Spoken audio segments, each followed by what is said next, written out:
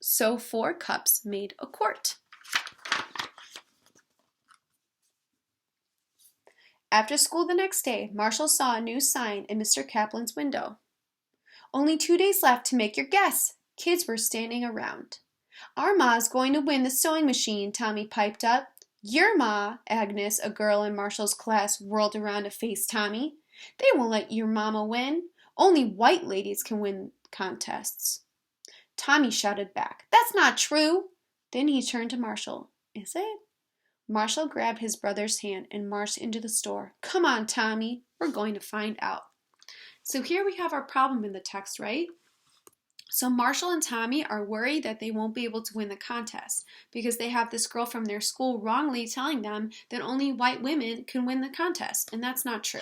But that's the problem that they're facing right now. So I'm going to mark that with our Post-it, because that's another part of our story structure. And let's keep going. Well, young man, what can I do for you? Mr. Kaplan said to Marshall. I have a question about the sewing machine contest rules. Can anyone win? Or can only white ladies win? Mr. Kaplan took his glasses off and looked Marshall in the eye. Anyone can win the contest, he said. This is America. It will be fair.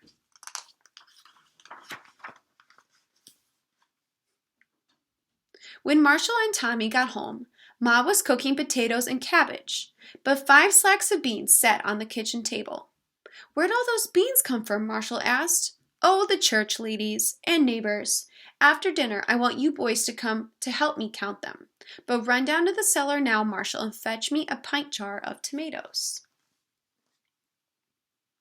Out of habit, Marshall checked the pickle crock before starting back upstairs. Of course, it was still empty, but Marshall stopped in his tracks. The pickle crock, he was sure of it, was the same size as the big jar of beans. They could count how many beans fit in the pickle crock. Then Ma would know the right number. So they're going to put the amount of beans in this jar because they think it's the same amount as the jar in the store. Let's see if it works. After dinner, Dad lugged the pickle crock up to the kitchen. They all crowded around, counting beans from the sacks and dumping them into the crock. The last bean was number 4,341. But the 4,341 beans didn't fill much of the crock. Mom peered in. Well, she said, the sign didn't say guess. I reckon that's what we'll have to do. Then Marshall remembered something from school. His class was finished with measuring and now they were learning estimating. It's better than guessing, Miss Dover had said. Use what you already know to solve the problem. Marshall said, Ma, I know. Let's count how many beans fit in the quart jar and how many quarts of water fill up the crock. Then we can multiply the beans times quarts to estimate the number of beans. Ma grinned at him. Now you're cooking with gas, she said. When they were finished counting and multiplying, they had the number Ma thought was right. 53,280 beans. That's a lot of beans. Let's see if they're right. On Saturday, Mr. Kaplan's furniture store was full of people. Ladies and gentlemen, Mr. Kaplan announced, we have 327 entries, and today we have a winner. First, let's reveal how many beans are in the jar. He unscrewed the lid and showed the number marked inside. 53,293. Marshall heard gasps and a whistle. Holy mackerel, somebody said. Marshall's heart was thumping hard. Ma's guess was so close. Was she going to win? Mr. Kaplan went on. One guess was off by only 13 beans. And the winner, who guessed 53,280 beans, is Mrs. Josephine Lohman from 7234 Monticello Street. Ma, that's you! Marshall threw his arms around his mother's waist. Congratulations, Mrs. Lohman. Mr. Kaplan shook Ma's hand. So that's our solution, right? That's how they were able to solve the problem and win the contest and get the sewing machine, by using their estimating and using the math that he had learned in school. So I'm going to put a Post-it right there because that's how they solved the problem, and that's part of our story structure, right? Finding the solution.